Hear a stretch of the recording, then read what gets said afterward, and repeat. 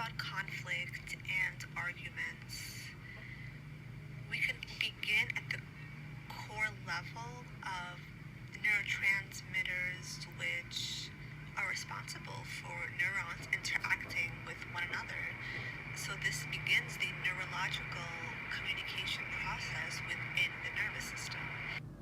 And I think also it's remembering that time seems linear in our 3D physical Earth world, but really like time and space aren't what they seem when you really like get out, like really out there. Yeah. It's like you know what I mean? Like, yes, I know we live on planet Earth and time is linear in our world, but like when you get to like a multidimensional aspect, like time isn't actually linear. So that's why. And I do think because the consciousness is changing on the planet, that time feels like it's speeding up. Like everybody's saying like, oh, it just seems like time is going faster and faster. I do think there's some like energetics behind that. And that's why people can like timeline jump faster now than maybe ever before. Because if you bring light and awareness to something, like that's when you can heal it and that's when you can shift it. And when you can shift it, then you can let it go and step into a new time. But I don't want to live in the illusion. That's right. That's the mysticism. It's like the balancing of like the delusion versus the truth. It's like, where do we find that balance? Yeah, right. Exactly. And, you know, A Course in Miracles says, which I keep by my side all the time, it says, really, at base, there are only two things. There's love and there's fear, and fear does not exist. So I love it. Yeah, I love that. You know, that's what I would tell the kids. There's only love and fear, and the fear isn't real, does not exist. It's in our heads. Yes, exactly. And it's also when sometimes teenagers actually go through their like spiritual awakening, and then they start seeing those polarities, and they start seeing all the lies that they have been fed. I do EMDR, and so, you know, EMDR is a modality that is evidence-based and empirically researched, where we are working on getting that feeling brain and that thinking brain to communicate effectively. And so that is why when we do EMDR, I tell them it's a brain issue. And then when they're doing the EMDR, their brain is figuring out this problem. And that's why I think it's such a powerful modality, especially for people that have gone through narcissistic or have gone through toxic relational stress in a family or in a relationship. You actually will watch if someone's doing EMDR, their brain is figuring out and their brain is healing it. And that is so powerful. If you think about it, when I first started this journey, when I really got serious about what was going on in the spiritual world, my first question was, what is ether? I found my answer. Ether is fear. It is an igniter. It is the in-between. It is a medium that you have to get to get out of anger, or to transmute anger, or to get out of anxiety. So once that igniter is hit, then you can transmute those emotions into a more constructive, a passionate anger would be more on the preferable side of transmuting those things into something constructive. We need courage, which lives in the mind, to get out of anxiety. How can I access more safety, not less dissociation? What do we want more of versus what do we want less of? And the academics call that, like subtractive versus additive goals. Like New Year's resolutions, all of the research shows if I'm trying to do less of a thing, you're going to be less successful than if you're focusing on, it's not that I want to drink less. It's that I want to wake up in the morning feeling good more.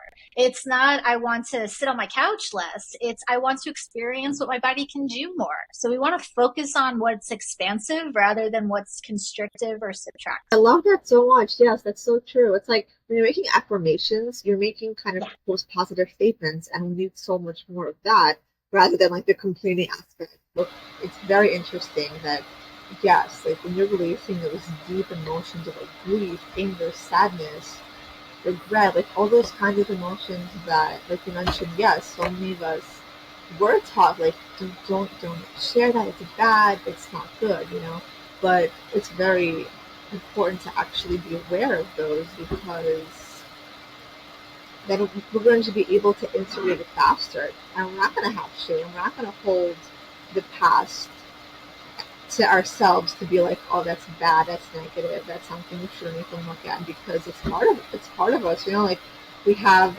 the good and the bad, and it's like once we do integrate those things, that root chakra is getting upgraded also, and then there's like a whole new reality, like you mentioned. Yes, it's a new reality. And how you mentioned like being unable to see before those truths. But so now, I mean, the biggest thing on the nervous system question, has been a huge tool for me has been vagus nerve stimulation. And I actually use the method where it's it's kind of the inner part of your ear. People can Google it to see how to do it. That one, the reason I have loved vagus nerve is it does two things for me. One, and well, not just me, it gives you immediate relief from anxiety. But if you do it for 4 or 5 minutes a day over time, it can actually help lower your nervous system. If you are, my sympathetic side is the one was overactive, right? The arousal, fight, flight. That side, I was totally out of whack. I was hypervigilant, always scanning it all the time, which, makes sense. You see a sign or a synchronicity or experience a serendipity, and then you have to be able to decode it. Yes. So I would ask her, and you can ask yourself these questions, right? So where are these childhood toys coming up? What do your childhood toys mean to you? What age are we talking about? Are we talking about a toddler? Are we talking about Barbies? I love the Barbie age. I love the Barbie age. I know. Because intuitively, I'll tell you what I'm thinking. The universe is giving you a message about your purpose. Because sometimes it's very difficult to do that in front of the mirror or on your own.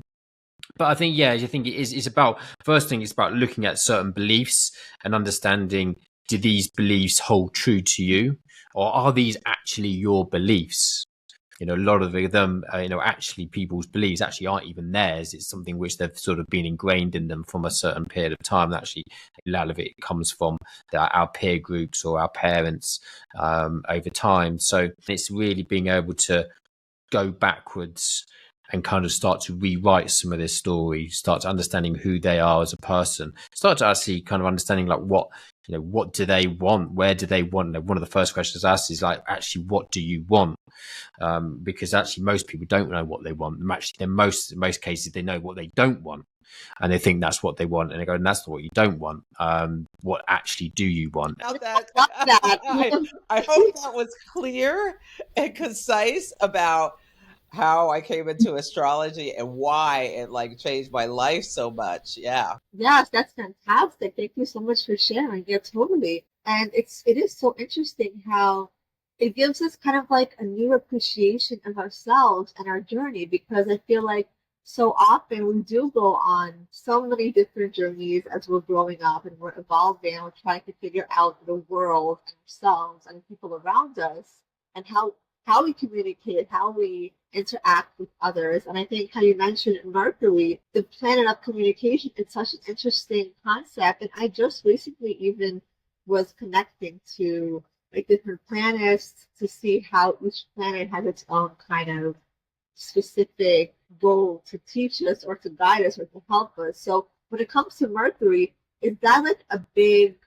important planet to look at in terms of like helping us to reveal to us how we communicate and how maybe, like you mentioned, compatibilities, how compatibilities work also with communication? And go with what you already know. In time, you're still going to learn, right? I always talk about the duality of student and teacher. I had a dream about me being a student and the teacher. I was fencing myself. I was in the sport of fencing, and I was like dueling myself. Right. And it was me and myself. We were dueling together. And it was such in sync. Right. It was very much in sync. I saw myself saw me, and I was the student. Yeah, beautiful. Yeah. It's such a beautiful answer. And I love that answer. I feel like I haven't gotten a lot of responses like that from like people who are in the business world and Yeah. speak world. It's so refreshing to hear because I feel like so many people are like, success is money, or which is Money. true. Part of it is true, but Yeah. it's like if you're Yeah. only working to get money and then this is how you Yeah. define success, it's like, where is the peace in that? Where is, like you said, Yeah. where is freedom? Where is that Right. ability Right.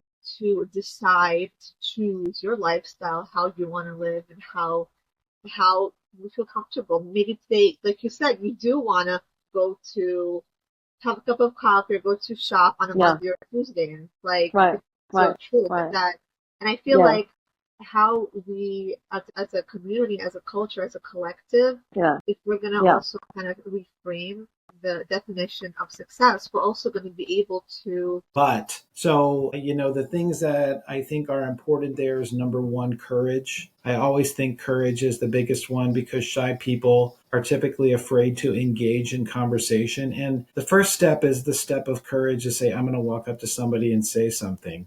And most people that are shy don't want to do that. You just kind of want to stay there. But, how do you get over that? You just have to say, I'm going to do it. I'm going to have to have the courage to do it. And the other side of it is maybe examining, what am I afraid of? Am I afraid if I go ask this person, they're going to say, I don't want to talk to you?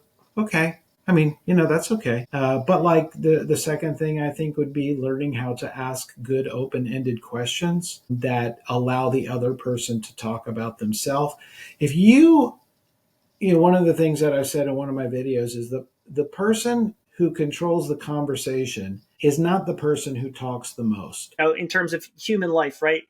Essentially this 9-month gestation period of carrying and then, children into the world. I literally tell my clients all the time that I believe that women are the gatekeepers to life, that's the real reality of it. And that there's a special instinct that is embedded in that process. And that instinct is what really does drive forward the tests that a lot of women are using. And they do this totally and completely unconsciously, but that these are the kinds of tests to make sure that they're finding partners that are going to be able to meet their needs in certain ways, right? And so we can see that there are differentiations between how a woman might test and how a man might test. And it does have to do with the biology for sure. And then there's these 6 things that we can do to help support us. And those are sleep. And as we know, circadian rhythms is this huge thing now, right? Living a more balanced lifestyle of when you should be going to sleep and waking up and watching how much, screen time or blue light, wrong light we have going on in our eyes in the evening. So sleep, fresh air, getting outside, proper breathing, healthy diet. We all know this. We don't all make those choices, but, eating more in alignment with natural foods, not hyper processed foods, drinking enough water, being properly hydrated, hydration with the right minerals. Our body is something like 68 or 72% water. We forget that. Our brain doesn't function well without water. What else?